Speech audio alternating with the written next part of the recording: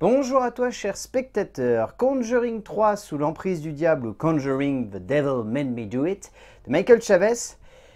À la fois, j'avais très envie de voir ce que ça pouvait donner. Parce que si vous suivez cette chaîne, vous savez que j'ai beaucoup aimé les deux précédents volets de la saga Conjuring. Et en même temps, je peux pas m'empêcher d'avoir eu beaucoup de scepticisme quant à l'idée de ne plus voir James Wan à la réal et de voir le mec qui a fait La Malédiction de la Dame Blanche s'occuper de mettre en scène le film. Le résumé pour faire simple, au cœur des années 80, Ed et Lorraine Warren vont se retrouver face à une affaire dépassant les précédentes. Arn Johnson a tué un homme, mais il clame l'avoir fait sous l'emprise du diable. Alors, soyons sincères, c'est pas aussi terrible que ce que je m'attendais à voir.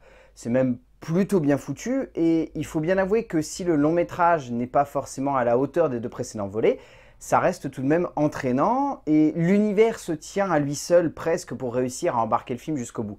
Mais il faut bien avouer que c'est clairement un gros cran en dessous des deux précédents films. Et quand je dis un gros cran, j'entends vraiment un bon gros cran. C'est pas juste on vient de passer d'un bon film d'horreur à un film d'horreur tout juste passable.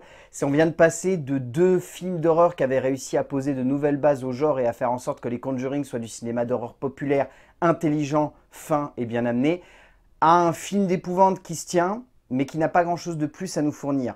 On va le voir, c'est un film qui regorge de possibilités très intéressantes, mais qui je trouve sont très mal exploitées, soit par des scénaristes qui n'ont pas envie d'aller jusqu'au bout de leurs idées, soit par un réalisateur qui a tellement envie de coller à son modèle, que du coup il en oublie de créer sa propre identité et du coup de développer quelque chose d'intéressant en termes de mise en scène.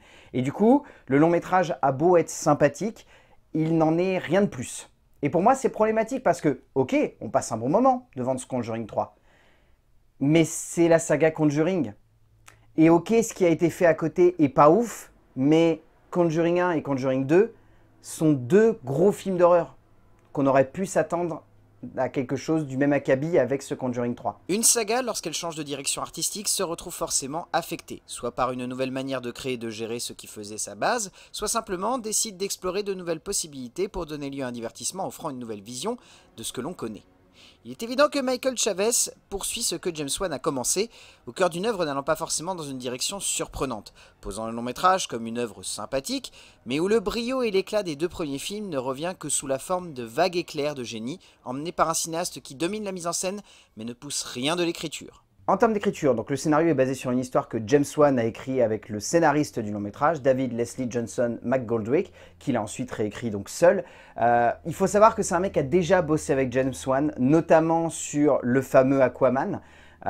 Donc ce que je trouve intéressant sur le papier, c'est que Johnson McGoldrick, il connaît un peu l'univers de James Wan. Donc potentiellement, ça peut coller en termes d'écriture à ce que le cinéaste a en tête.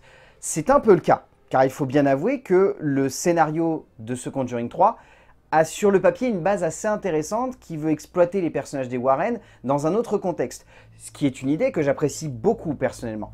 Mais il faut également reconnaître que ce troisième volet a une écriture très bordélique, qui a envie de faire beaucoup de choses, de partir sur beaucoup de tableaux, mais bizarrement, sur un laps de temps beaucoup plus court. Parce que le premier Conjuring durait quand même 2h10, et le deuxième, on n'était pas loin des 2h20. Donc c'était quand même des gros films d'épouvante qui prenaient vraiment leur temps pour placer un contexte et pour amener les personnages dans une direction, si ce n'est torturée, en tout cas très intéressante et très poussée. Et là, tout va très vite. Tout va tellement vite que finalement, à part les Warren, pas grand chose de plus est exploité. Et je trouve ça un peu dommage parce que c'est justement dans le placement de ce contexte que les deux précédents scénarios, écrits par les frères Hayes, avaient vraiment une puissance et un impact sur nous en tant que spectateurs.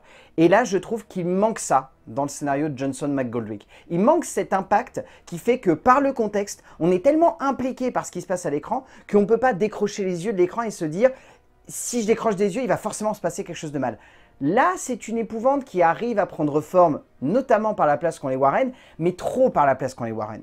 Donc derrière, c'est hyper intéressant, parce que les personnages sont très bien exploités, et ça on aura l'occasion d'en parler, mais pour moi, tout ce qu'il y a autour, tout ce qui devrait faire la forme et la force de ce type de récit, tout ce qui devrait placer un contexte, n'est pas là. Alors que bizarrement, ils étaient là dans les fameux spin-offs de la saga Conjuring, ils étaient là dans La Dame Blanche, ils étaient là dans La Nonne, ils étaient là dans les Annabelle. Et c'était ensuite, par le biais des personnages, que tout se perdait. Et là, bizarrement, c'est l'inverse.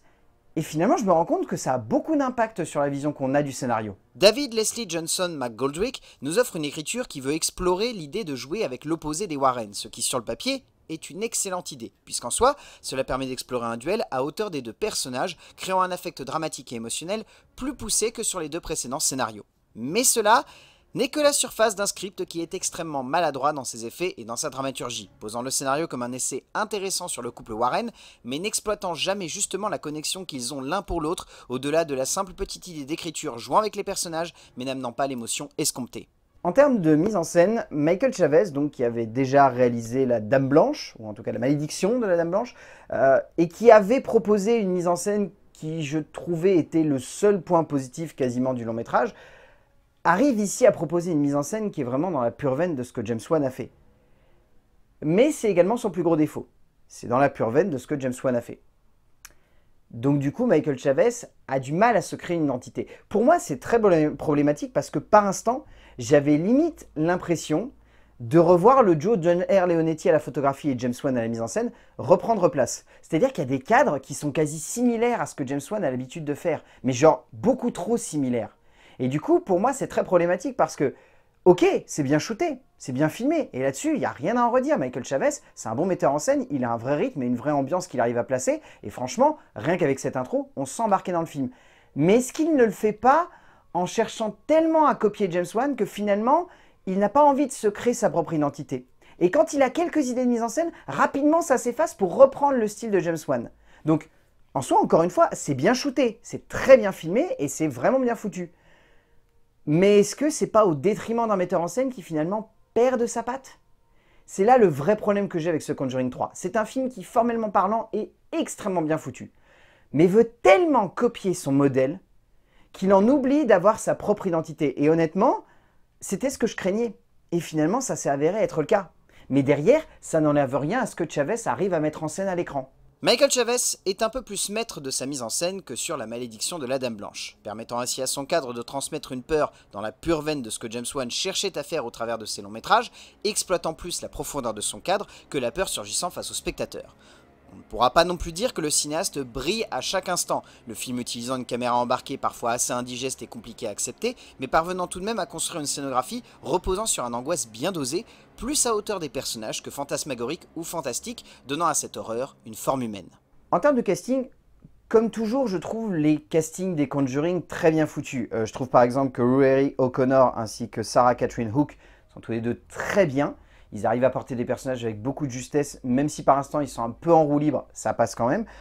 Julian Hillard est pas mal dans le rôle du petit David, je trouve qu'il s'en sort bien. John Noble, qui a une gueule monstrueuse, que vous reconnaîtrez certainement si vous êtes fan du Seigneur des Anneaux, est ici très bon.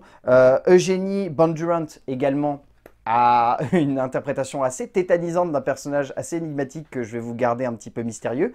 Et bien évidemment, si on voit les Conjuring et si on aime les Conjuring, c'est pour les deux acteurs principaux qui, je trouve, arrivent à insuffler quelque chose de très particulier aux Warren, que je pense eux seuls auraient été capables de faire parce qu'ils ont une vraie alchimie à l'écran. Encore et toujours, Vera Farmiga et Patrick Wilson sont brillants dans les rôles de Ed et Lorraine Warren, apportant encore et toujours beaucoup à ce couple et donnant lieu à un joli travail d'hommage autour de leur relation. Au bout du compte, Conjuring 3 sous l'emprise du diable, ou Conjuring The Devil Made Me Do It, c'est un film qui aura du mal à être plus que l'espèce de volet intermédiaire en attendant potentiellement que James Wan reprenne les commandes de la saga Conjuring. Parce que, honnêtement, il manque James Wan.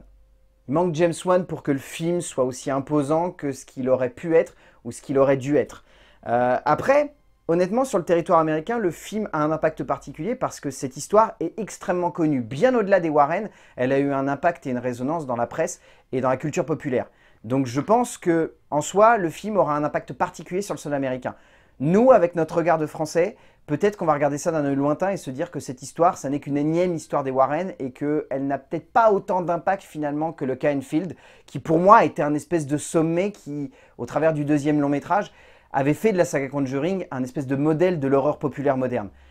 La Conjuring 3 sous l'emprise du diable de Michael Chavez, c'est sympa, mais je pense qu'on s'en souviendra pas beaucoup après la sortie. On gardera beaucoup plus en tête les deux premiers volets. Après, si vous voulez voir un bon film d'horreur bien fait formellement, qui a de la gueule et qui est entraînant, pourquoi pas? Je pense pas que vous passerez un mauvais moment. Mais si vous êtes très fan de la saga Conjuring, attendez-vous à être déçu. A plus.